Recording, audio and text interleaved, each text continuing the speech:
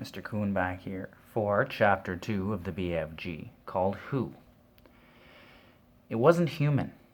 It couldn't be. It was 4 times as tall as the tallest human. It was so tall its head was higher than the upstairs window of the houses. Sophie opened her mouth to scream, but no sound came out. Her throat, like her whole body, was frozen with fright. This was the witching hour, all right. The tall black figure was coming her way. It was keeping very close to the houses across the street, hiding in the shadowy places where there was no moonlight.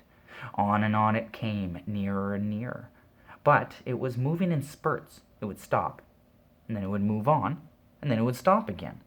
What on earth was it doing? Aha! Sophie could see now what it was up to. It was stopping in the front of each house. It would stop and peer into the upstairs window of each house in the street.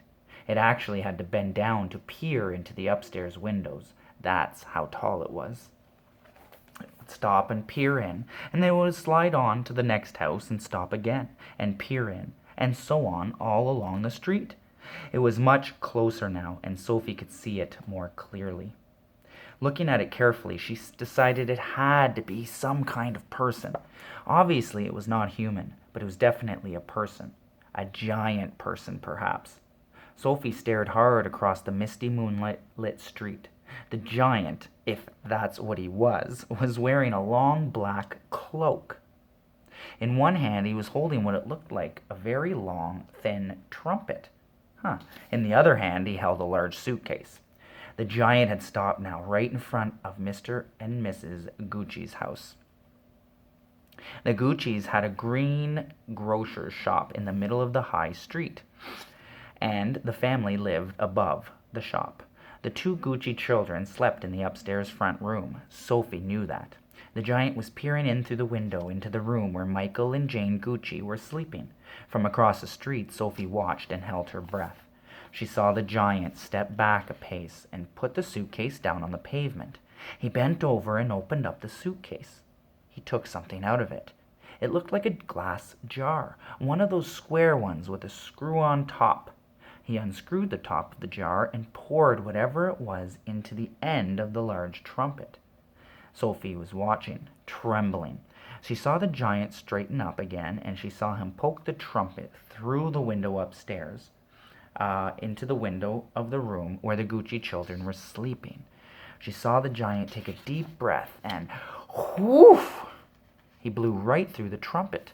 No noise came out, but it was obvious to Sophie that whatever had been in the jar had now just been blown through the trumpet into the Gucci children's bedroom.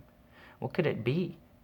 As the giant withdrew the trumpet from the window and bent down to pick up the suitcase, he happened to turn his head and glance across the street. In the moonlight, Sophie caught a glimpse of an enormous, long, pale, wrinkly face with the most enormous ears.